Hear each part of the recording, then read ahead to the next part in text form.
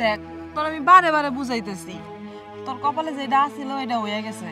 আর মানুষ তো সারা জীবন বেঁচে থাকে না, হয়তো তোর স্বামী অল্প বয়সে মারা গেছে, এই জন্য তুই না খেয়ে এভাবে বসে থাকবি, তুই তো মরে যাবি গা। দেখো আপু, আমি ওরা খুব ভালোবাসতাম, এত তাড়াতাড়ি যে আমি ওরা হারায় ফেলবো এটা আমি ভাবতেও পারি নাই। এখন কান্নাকাটি করলি কি তোর জামাই ফেরত আসবো? নো বাড়ি নু, হাত তোর আমি ভাত মাখাই খাওয়াই দিতেছি, চল। না, আমি এখান থেকে কোনো জায়গায় যাবো না। কি একটা বিপদে পড়লাম, একটা ঘন্টা ধরে আরে বুঝাইতেছি, আমার কথা বুঝতাছেই না, না খাইলে তো তুই মরে যাবি, বুঝোস না কেন? দরকার বলে আমিও মরে যাবো, কিন্তু আমি খাবো না। তার মানে তুই যাবি না, তাই তো? না। ঠিক আছে, নাগিনি তুই এই জায়গায় বসেই থাক, বৈশা বৈশা কানতে কানতে মরে যা, আমি আর আমু না তোর এই জায়গায় ডাকার লিগে, ভাত খাওয়ানোর কথা আর কমু না, থাক তুই বসে।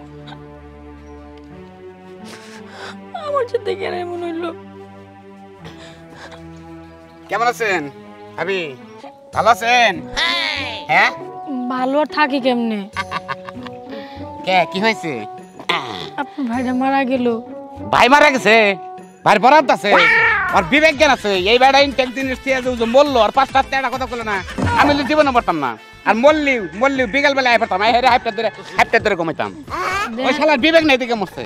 আপনি কি আমার সাথে মজা করতে এসেছেন? ভাবি কি কোন আপনি?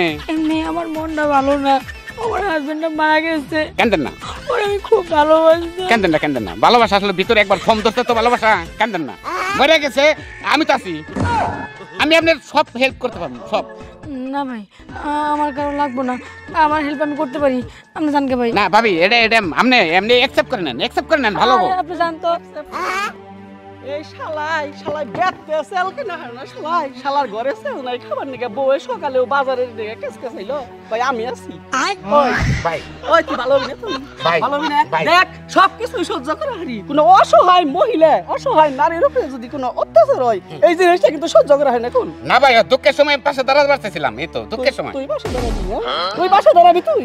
ভাই আসি ভাই, আসসালামু আলাইকুম ভাই, আসি আমি। ওয়ালাইকুম আসসালাম। হ্যাঁ, অসহায় মহিলা, সাথী করা মহিলা দুঃখ তুই কি বুঝলি শালা? আমি বুঝুন দুঃখ, কারণ আমার বউ বয়েল মিল এক সাইডে ধরা পড়ছিলাম দেখে আমার জুতা দিয়ে বাইরে থেকে গেছে গা।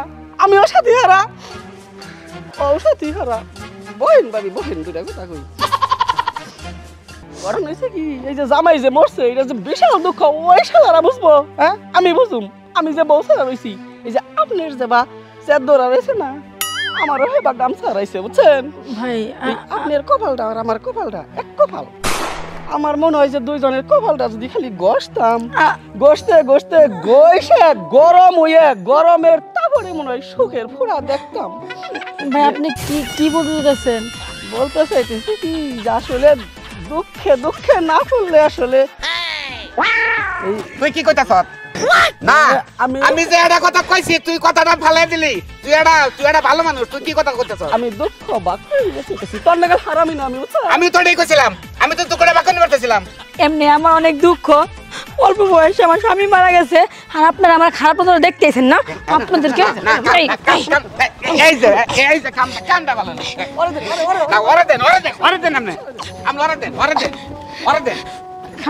তুই তো আগে আইসস। মাইরে হালাইছে আমি আমি আমার যন্ত্রণায় মরতেছি, আর আমার সাথে আইছে লুচ্চামি করতে। আসিস তোর ঠ্যাং নিবাংবো আমি। হায় আমি এটা কি ভুল কাম করছিলাম আসলে। আবার অজ্ঞান এটা কাম করছে কেন জাগো স্বামী হারা মানুষ একবারে দুঃখিত অসহায়, অগরাতে কেউ থাকে না, অগ পাশে যে দাঁড়াইয়ে বিভিন্ন ধরনের হেল্প কর না, কিন্তু খারাপ কথা কয়ে যদি অগ পাশে দাঁড়ানোর চালানো হয় তাহলে তো এবার জোতার বাইরে স্যার আর কি না, এরা দিচ্ছে জোতা তো দিতে পারি।